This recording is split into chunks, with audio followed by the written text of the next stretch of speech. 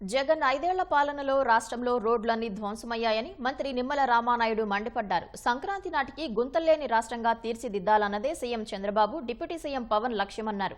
పశ్చిమ గోదావరి జిల్లా పాలకొల్లులో పర్యటించిన ఆయన 3 కోట్ల రూపాయలతో అభివృద్ధి పనులకు శంకుస్థాపన చేశారు.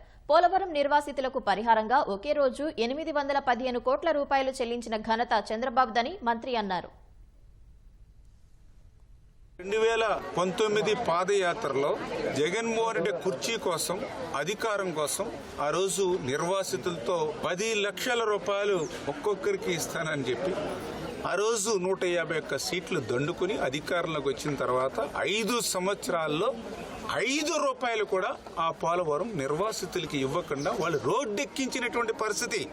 కానీ ఈరోజు ఈ ప్రజాప్రభుత్వం వచ్చింది.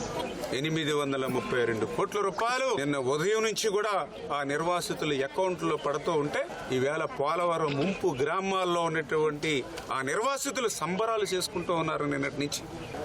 అంటే ఈవేళ మానవత్వం ఉన్నటువంటి ప్రభుత్వం మాది.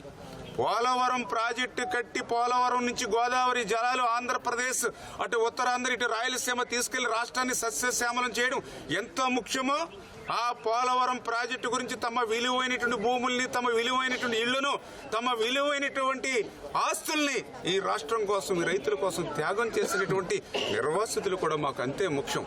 అందుకే ఈవేళ ఇన్ని కష్టాలు, ఇబ్బందులు ఉన్నా కూడా ఈవేళ ఆ 840 కోట్ల రూపాయలు నేరుగా ఎటువంటి అవినీతికి తావు లేకుండా, ఎటువంటి దళారీ వ్యవస్థకి తావు లేకుండా ఒక్కొక్క ఇంటికి 40 లక్షల రూపాయలు, 20 లక్షల రూపాయలు నేను ఒక్కొక్కళ్ళ అకౌంట్లో పడుతూ ఉంటే వాళ్ళ ఆనందానికి హద్దు లేనిటువంటి పరిస్థితి. ఈ రకంగా మరి ఈ ప్రజాప్రభుత్వం, ఈ తెలుగుదేశం, జనసేన, బీజేపీ ప్రభుత్వం ప్రజల కోసం పనిచేసేటువంటి ప్రభుత్వం అనే దానికి ఒక నిదర్శనం అని చెప్పి మీ ద్వారా అందరికీ కూడా తెలియజేసుకుంటూ